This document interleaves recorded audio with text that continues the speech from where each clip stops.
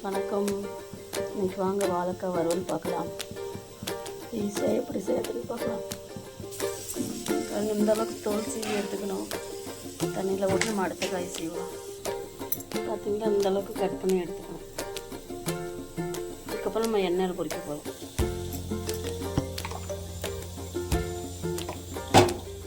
பாருங்கள், எண்ணெய் சூடாகிடுச்சு. இப்போ நம்ம வாழைக்காய் போட்டு வறுத்து எடுத்துக்கணும்.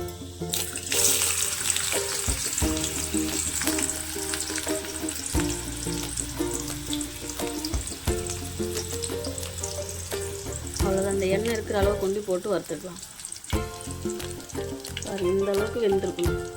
இந்த அளவுக்கு வேக விட்டு நம்ம எடுத்து வச்சுக்கலாம்.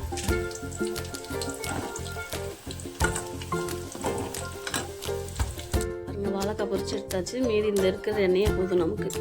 இதில் கடுகு போட்டு கடுகு பொரிஞ்சோம்னா பட்டை, கிராம்பு, ஜீரகம், சோம்பு எல்லாம் போட்டு பொரிஞ்சதுக்கப்புறம் 2 வெங்காயம் கட் பண்ணி வச்சுருக்கேன். பெரிய வெங்காயம் அதையும் சேர்த்துக்கலாம்.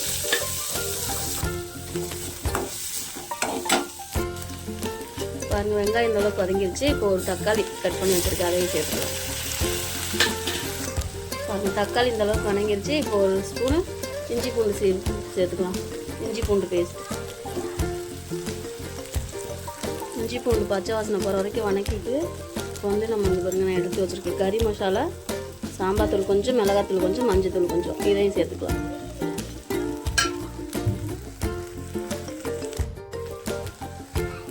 மசாலாவும் பச்சை வாசனை போகிற வரைக்கும் வதக்கிட்டு இப்போ காயை சேர்த்துக்கலாம்.